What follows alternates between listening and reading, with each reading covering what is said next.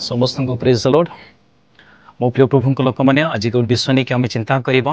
आज पृथ्वी में अनेक धर्म अच्छी सबु धर्मर देवता माने अच्छा ठीक से ख्रीष्टान लोक मान जड़े परमेश्वर अच्छा जे कि जीशु ख्रीस्ट।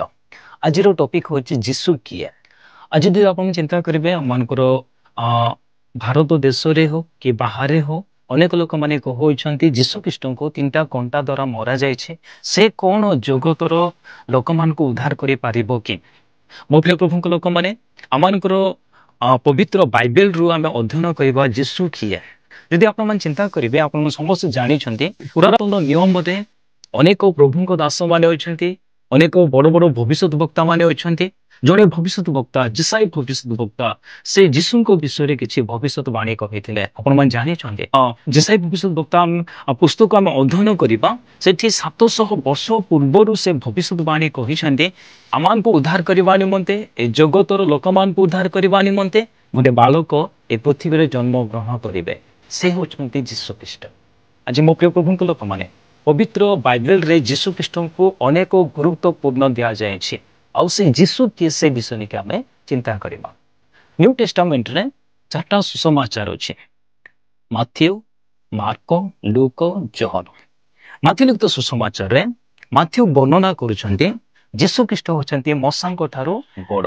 मार्को लिखित सुसमाचार रे मार्को वर्णना करुछन्ते जीशु ख्रीष्ट गोटे नूतन राज्य को ए पृथ्वी को आनिबा निमंते चाहते सेटा होची स्वर्ग राज्य।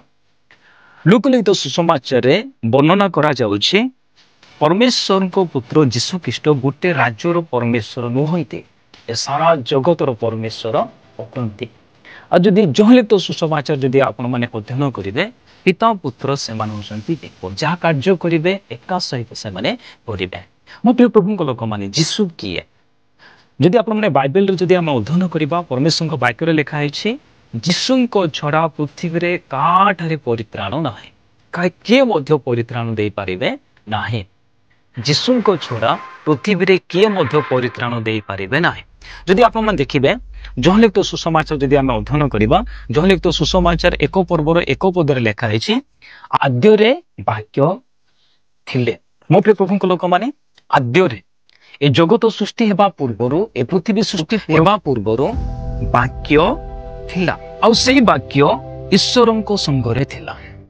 आद्यरे वाक्य थिले जो वाक्य कि परमेश्वर पवित्र वाक्य जोटा कि आम अध्ययन करूछु आउ सेही वाक्य ईश्वरंको संगरे थिले। ए जो वाक्य अध्ययन करूछु से ईश्वरंको सहित थिले। तापर लिखाई सेही वाक्य ईश्वर थिले।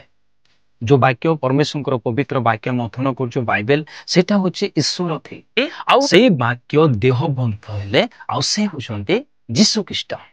हालेलुया से होछन्ते जीशु ख्रीष्ट।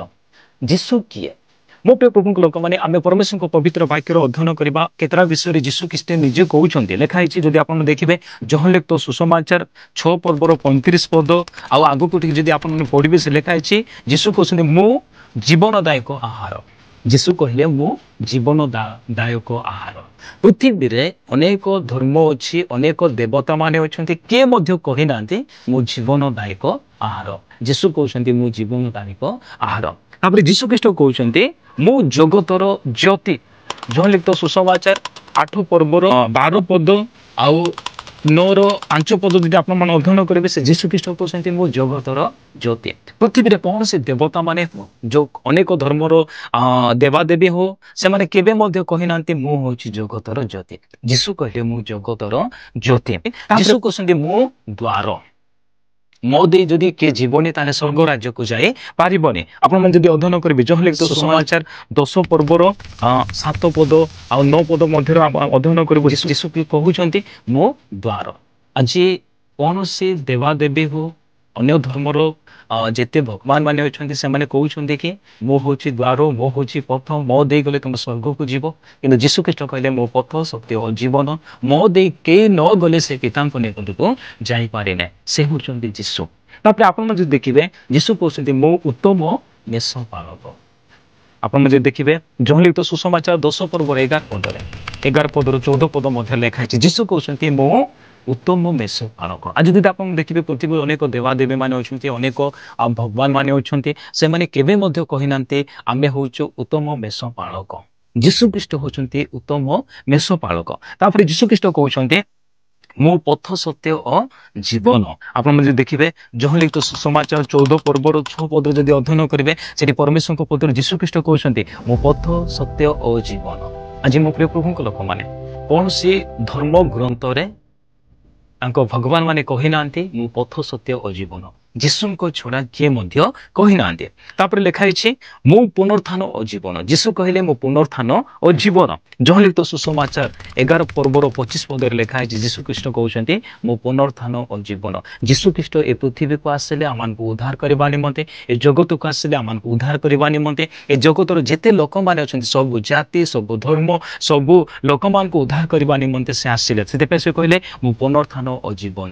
ସେ ଯେତେବେଳେ ମୃତ୍ୟୁବରଣ କଲେ 3 ଦିନ ପରେ ପୁନରୁତ୍ଥିତ ହେଲେ ଆଉ ସେ ଆଉ ଥରେ ଆମମାନଙ୍କୁ ନେବା ନିମନ୍ତେ ଜଗତକୁ ଆସିବେ। ଦ୍ୱିତୀୟ ଆଗମନ ପୁନର୍ବାର ସେ ଆମମାନଙ୍କୁ ନେବାକୁ ଆସିବେ। ସେଥିପାଇଁ ଯୀଶୁ କହିଲେ ମୁଁ ପୁନରୁତ୍ଥାନ ଓ ଜୀବନ। ତାପରେ ପରମେଶ୍ୱରଙ୍କ ବାକ୍ୟରେ ଲେଖା ହେଇଛି ମୁଁ ପ୍ରକୃତ ଦ୍ରାକ୍ଷାଲତା। ଯହ ଲିଖିତ ସୁସମାଚାର 15ର 1ରୁ ଯଦି 5 ପଦ ପର୍ଯ୍ୟନ୍ତ ଅଧ୍ୟୟନ କରିବେ ଯୀଶୁଖ୍ରୀଷ୍ଟ କହୁଛନ୍ତି ମୁଁ ପ୍ରକୃତ ଦ୍ରାକ୍ଷାଲତା। ମୋ ପ୍ରିୟ ପ୍ରଭୁଙ୍କ ଲୋକମାନେ ଯୀଶୁ କିଏ ଆମେ ଏଠି ଦେଖିବାକୁ ପାଇବେ।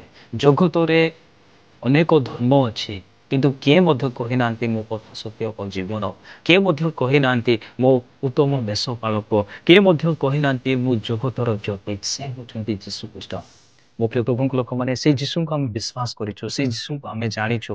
ଆମେ ତାଙ୍କଠାରେ ଲାଗିକି ରହିବା ତାହେଲେ ପରମେଶ୍ୱର ଆମମାନଙ୍କୁ ଆଶୀର୍ବାଦ କରିବେ। ଛୋଟ ଶିକ୍ଷାରେ ପ୍ରଭୁ ସମସ୍ତଙ୍କୁ ଆଶୀର୍ବାଦ କରନ୍ତୁ। ଆମେନ୍। ପ୍ରେଜ୍ ଦ ଲର୍ଡ।